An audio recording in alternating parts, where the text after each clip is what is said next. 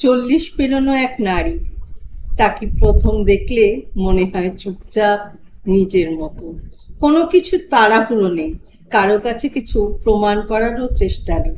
তিনি হাঁটেন ধীরে, তিনি ভেতরে এক অদ্ভুত দৃঢ়তা, যেন জানেন তিনি কে আর কাকে তার প্রয়োজন নেই চিনে নিতে।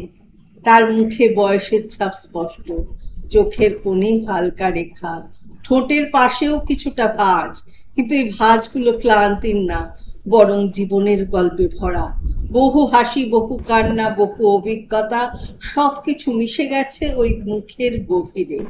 চুলে হয়তো সাদা সাদা রং দেখা যায়, তবুও তিনি তা ঢাকেন না, কারণ তিনি জানেন সৌন্দর্য চুলের রঙে নয়, চরিত্রে, চাহনিতে আর নিজের প্রতি বিশ্বাসে।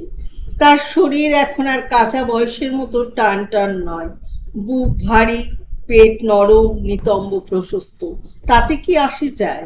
এই শরীর তো জীবনের ভাঁজে ভাঁজে তৈরি, কখনো সন্তান জন্ম দিয়ে, কখনো গভীর দুঃখ বয়ে নিয়ে, কখনো সারা রাত ঘুম না কি করে শুধু সংসার টেনে নিয়ে। তাকে দেখলে বোঝা যায় বয়স কেবল সংখ্যা। তিনি শিখে গেছেন কাকে ভালোবাসতে হয়, কাকে দূরে রাখতে হয়, আর সবচেয়ে বড় কথা, নিজেকে কেমন করে ভালো রাখতে হয়।